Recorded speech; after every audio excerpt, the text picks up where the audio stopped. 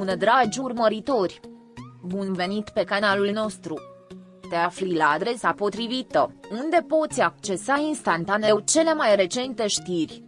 Separarea dintre Slatirkoglu și Halil Ibrahim nu a fost pur și simplu sfârșitul unei relații care părea idilică în ochii publicului, ci reflectarea unor răni adânci și a unor strigăte tăcute pe care dragostea nu le-a putut vindeca. În spatele zâmbetelor de pe ecran și al îmbrățișărilor perfecte, existau fracturi invizibile pe care doar cea mai atentă inimă le putea percepe. Pentru Slatirkoglu, tăcerea a fost scutul și rezistența ei, o modalitate de a se proteja într-o lume care cere explicații chiar și atunci când cuvintele nu sunt suficiente. Tăcerea lui nu a fost o slăbiciune, ci un act de putere în fața unei societăți care cere rezistență mai degrabă decât vindecare. În tăcerea lui rezonau toate durerile pe care nu găsea spațiu să le numească. Armonia pe care Slatirkoglu și Halil Ibrahim au proiectat-o în serial a atins sufletul publicului, dar adevăratele emoții dintre ei au fost departe de a fi simple. Conexiunea pe care fanii o așteptau cu nerăbdare era o reflectare a unei legături emoționale nuanțate, în care ceea ce era arătat lumii era doar o mică parte din ceea ce se trăia în privat. Presiunea constantă de a menține imaginea perfectă a făcut ca fisurile să crească, invizibile, dar prezente. Relația, deși intensă, a fost marcată de violență emoțională, acel mod tăcut de a frânge spiritul fără a lăsa urme vizibile. Dragostea, în forma sa cea mai pură, nu ar trebui să doară așa, dar uneori durerea se deghizează în afecțiune. Despărțirea nu a fost o simplă poveste cu inimi frânte, ci o despărțire încărcată de traume vechi, răni deschise și lupte interne. Pentru Slatirkoglu, mutarea a însemnat mult mai mult decât încheierea unui capitol romantic. A fost un act de mântuire personală. Decizia de a pleca a fost un răspuns la ani de așteptări sociale care i-au cerut să se sacrifice în numele iubirii. Era o afirmare că pacea lor valora mai mult decât orice poveste de vis vândută publicului. Despărțirea a fost dureroasă, dar necesară pentru a putea renaște. Violența emoțională care se lasă întrezărită în spatele poveștii ei este o modalitate crudă de a răni, pentru că amprenta ei nu se vede pe piele, ci în privire, în pierderea bucuriei, în frica de a fi sine însuși. Slatirkoglu a purtat mult timp cicatricile invizibile ale unei astfel de violențe, luptându-se între dorința de a fi înțeleasă și teama de a fi judecată. Presiunea socială de a ierta, de a păstra tăcerea, de a se comporta ca și cum nimic nu s-ar fi întâmplat, a adăugat o greutate suplimentară durerii ei. Decizia ei de a rupe tăcerea, chiar dacă doar simbolic, a deschis o breșă în narațiunea pe care societatea voia să-i o impună. Făcând astfel, ea s-a eliberat pe ea însăși și pe multe alte femei care trăiesc în aceeași închisoare invizibilă. Și Halil Ibrahim a rămas tăcut după despărțire, dar tăcerea sa a fost percepută diferit de societate. Spre deosebire de Slatirkoglu, lipsa cuvintelor sale nu a fost interpretată ca slăbiciune, ci ca un fel de demnitate tăcută. Această diferență dezvăluie inegalități de gen adânc înrădăcinate în așteptările sociale. Bărbații au voie să tacă fără a pune întrebări, în timp ce femeile sunt obligate să explice, să justifice și să se apere. Povestea lui Slatirkoglu și a lui Halil Ibrahim expune astfel nu doar o separare personală, ci și nedreptățile care pătrund în modul în care sunt judecați femeile și bărbații. Cultura fanilor și presiunea media a jucat un rol cheie în complexitatea acestui rezultat. Idealizarea relației lor în serial nu numai că a alimentat fantezii romantice, dar a creat și o închisoare invizibilă pentru amândoi.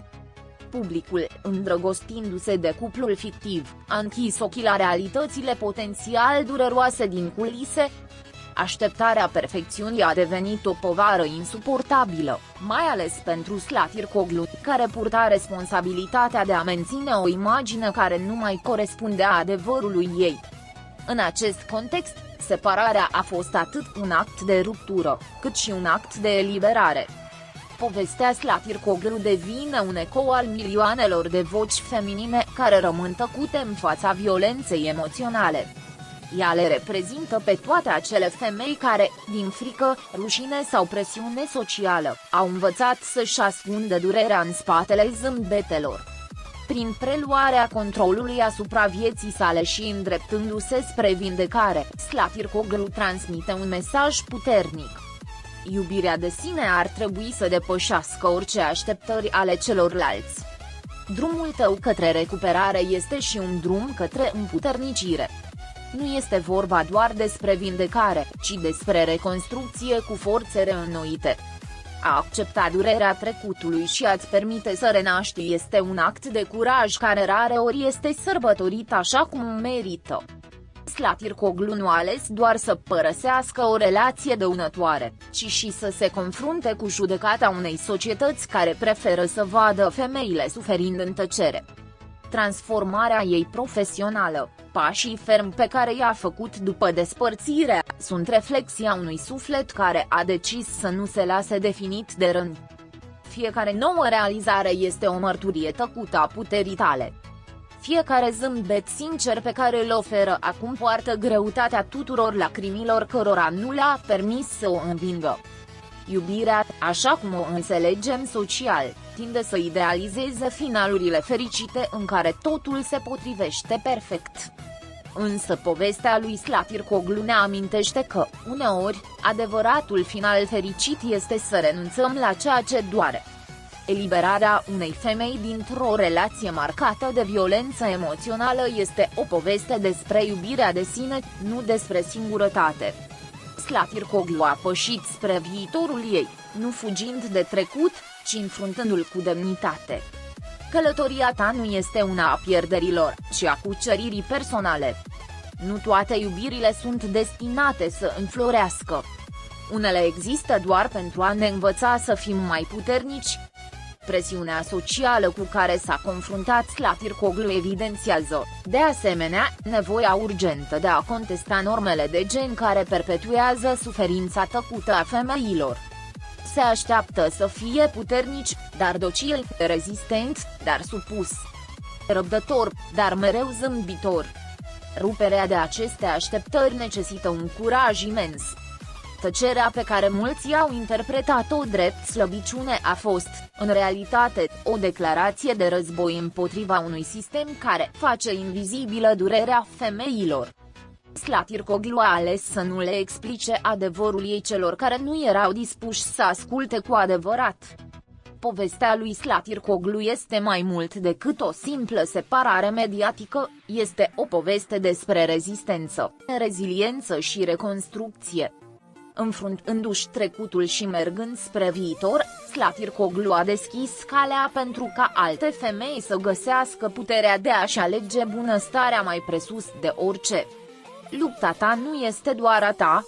Aparține tuturor celor care au tăcut vreodată despre durerea lor din frică sau rușine. Fiecare pas pe care îl faci este un ecou al acelor voci reduse la tăcere. Fiecare realizare este o victorie comună. Privind în urmă, separarea dintre Slatircoglu și Halil Ibrahim nu mai este percepută doar ca un eșec romantic, ci ca începutul unei eliberări necesare. Dragostea nu se traduce întotdeauna într-un final romantic. Uneori devine o poveste despre curaj, recuperare și redescoperire personală. Povestea lui Slatircoglu, cu tăcerile, rănile și puterea sa, leagă durerea trecutului cu speranța viitorului. Ea este dovada vie că durerea, atunci când este înfruntată cu demnitate, poate fi primul pas către o renaștere luminoasă. Pascali